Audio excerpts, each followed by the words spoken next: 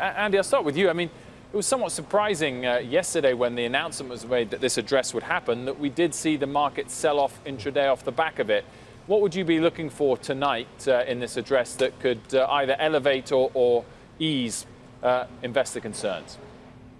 Well, having just come from the U.S. government, I can tell you that they're keenly focused on what the market narrative is when it comes to these things. And I would say there's really two outcomes here. Either we have more certainty about the government shutdown or we have less. And so more certainty would be something along the lines of the president coming out and saying that he's going to work with the Democrats. They're going to find a solution. Less certainty would be saying that this is a state of emergency. And I think what we've seen leaked already is that he's not going to go down that path. But this is a different president. This is a president that has surprised a lot of people. So I'm not sure he's going to follow the normal path of what most presidents do, which is try not to upset the markets. But just to remind everybody, the biggest moves that we've seen when it comes to presidential addresses have to come when they do the State of the Union address. And the biggest one was Bill Clinton's last State of the Union address in 2000, where we saw the market sell off close to 3%. So, Terry, what are you telling investors, and what are you hearing from them as far as what sort of issues within the broader speech about the shutdown and the border they can expect and could move the markets? Well, fundamentally, Sarah, so far this is not a huge event. This is reminding people of the obvious, 25% of the government by spending. So this is not a huge event. Federal government employees have not lost a paycheck yet, so on and so forth. There have been small, I don't mean to suggest they're inconsequential, but small issues related to the shutdown, but we really haven't engaged that yet. What you're going to hear from the president tonight, I think, is, from his perspective, forthrightness.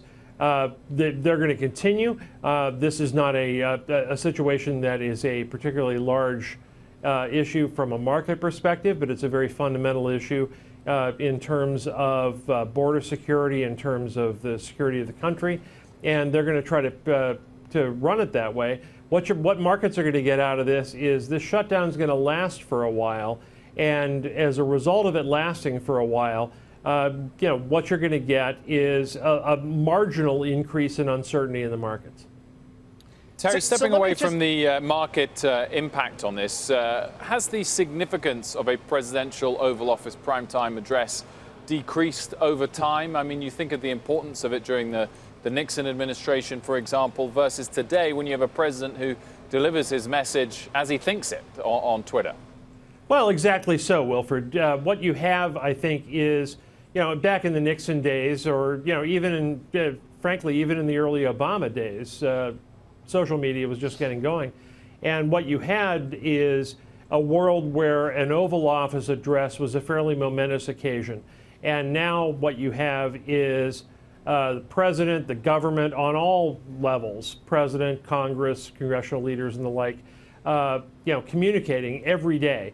And so the idea of an Oval Office address being something out of the ordinary that's designed to indicate a particularly momentous lessened. Now, that said, President Trump hasn't done this in 2 years. Well, it is more than 280 characters. So what you have is, a world where he gets to make his case, and we'll see his ability to do that in a more set-piece fashion. Okay, guys, we'll have to leave it there. Sorry, Andy, a quick final word, Andy. Let me add some context. This is a very different environment. The global financial system is changing. The United States is changing the way that it approaches the global financial system and global trade.